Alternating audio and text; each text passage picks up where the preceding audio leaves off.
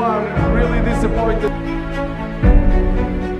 Teater impian itu kembali hidup. Bukan karena trofi. Bukan pula karena gemuruh fans di tribun. Tapi karena satu hal yang sudah lama hilang di Manchester United, karakter. Musim lalu, United hanya jadi bayang-bayang masa lalunya sendiri. Gagal di Liga, gagal di Eropa, dan gagal memberi harapan. Tapi kini, semua mulai berubah. Seorang pelatih muda datang, bukan membawa janji, tapi membawa hukum. Dia tak sekadar memberi perintah. Dia menegakkan prinsip. Prinsip yang pernah membuat klub ini ditakuti. Namanya Ruben Amorim. Dan inilah kisah tentang bagaimana Amorim menghidupkan kembali hukum Sir Alex di Manchester United.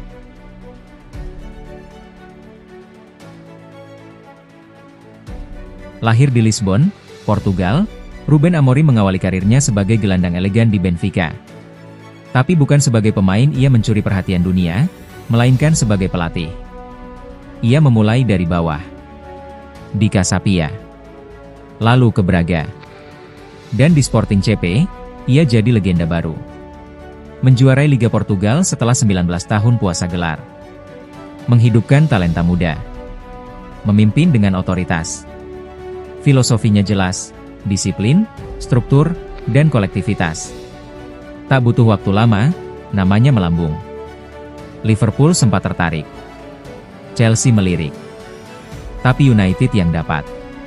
November 2024, Ruben Amorim resmi jadi manajer Manchester United. Dan sejak hari pertama, satu hal langsung terasa, zaman berubah.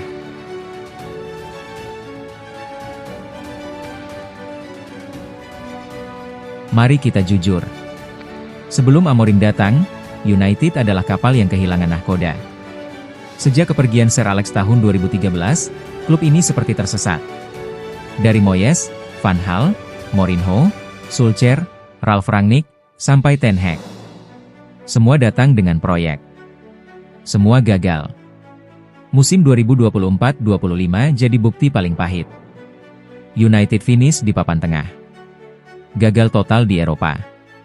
Pemain saling menyalahkan. Fans apatis. Tak ada arah. Tak ada pemimpin. Ruang ganti rusak.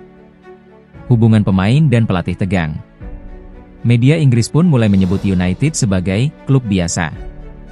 Dan di tengah kekacauan itu, Ruben Amorim masuk. Bukan sebagai penyelamat, tapi sebagai penegak hukum.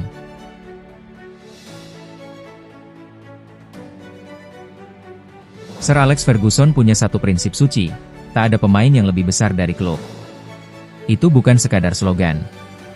Itu adalah hukum. Yang dilanggar, pergi. Beckham, Keane, Van Nistelrooy, semua pernah kena. Ruben Amorim tahu itu. Dan ia hidupkan kembali prinsip itu sejak hari pertama.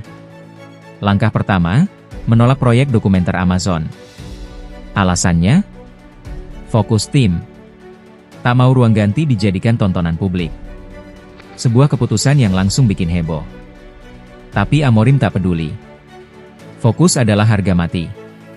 Langkah kedua, formasi 3-4-3. Sistem yang menuntut kerja keras. Wingback harus naik turun. Gelandang harus duel. Striker harus menekan. Tak ada ruang untuk pemain malas. Tak ada tempat untuk ego.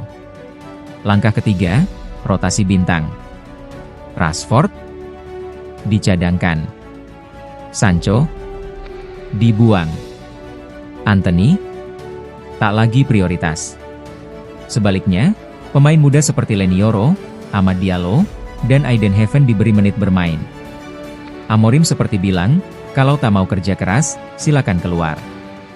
Dan para pemain mulai sadar, ini bukan era manja. Ini era baru. Di era Sir Alex, pemain harus disiplin. Dari jam makan, latihan, hingga wawancara media. Amorim menghidupkan semua itu. Pemain dilarang aktif di media sosial soal taktik tim. Waktu latihan diperketat.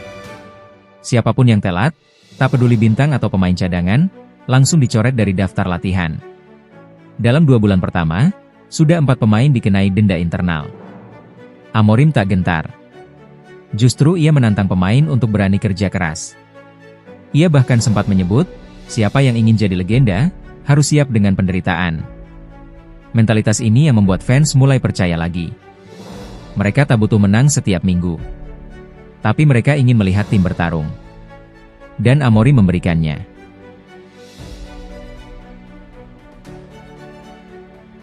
Bruno Fernandes langsung memuji gaya Amorim. Dia bukan pelatih biasa.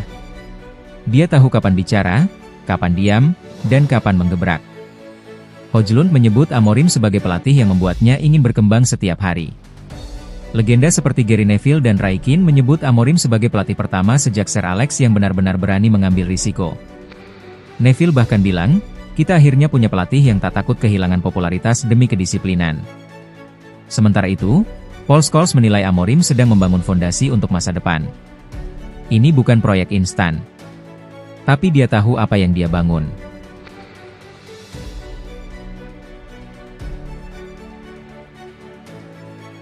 Manchester United era Amorim belum sempurna. Tapi satu hal pasti, mereka tak lagi kehilangan arah. Kini mereka berlari. Bukan dari masa lalu, tapi menuju masa depan. Amorim tak datang sebagai penyihir. Ia datang sebagai pemahat. Ia membentuk ulang klub ini. Dengan hukum. Dengan prinsip. Dengan darah dan keringat. Dan kini, satu persatu pemain mulai menyatu dalam sistem. Fans mulai kembali ke stadion dengan dada membusung. Media mulai berhenti meremehkan. Dan yang terpenting, pemain mulai tahu, mereka bermain untuk sesuatu yang lebih besar dari nama mereka sendiri.